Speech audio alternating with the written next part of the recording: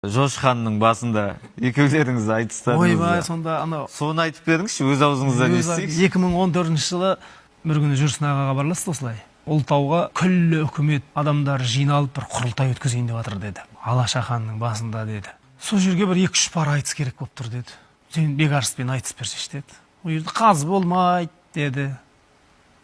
Жүлде жоқ деді. Жаңа показательный көрініс айтыс. 2 жұп деді. Біреуі Иранғайып пен Әсем айтысады деді. Тосын енді жарайды дедім, енді қазы болмаса, жүлде өтікпесе, онда қорықпайсың ғой Бекарыстан. Содан бардым жаңағы. Бекарыспен өз бірінші рет, соңғы рет айтысқаным болсын дедім. Мен өмірі бір айтысқа бір қырылып, бірінші жұпқа дайын болсам да, екінші жұпқа өмірі дайындалмай барыппын ғой мен айтысқа. Бекарыс ағамен кездесіп сояқтан еттік, бір кезде бастадық айтысты.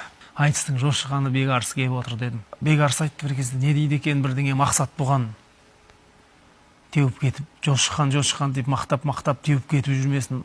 Ақсақ құлан дегендей. Мақсат бұған, ақсақ құлан деп, Бекеңнің ұйқастарының өзі. Алдында анау нелер болған?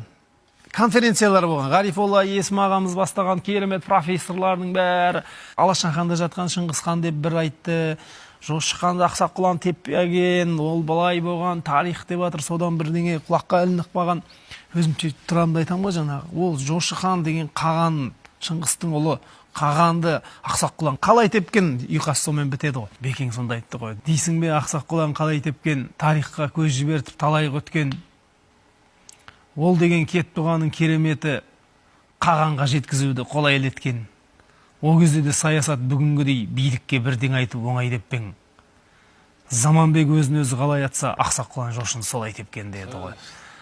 Болды ғой енді жер. Не дейсің енді? Болды ғой. Сонда айттым, ішімнен айттым, Бекарыспен алғашқы және соңғы айтысым болсын дедім.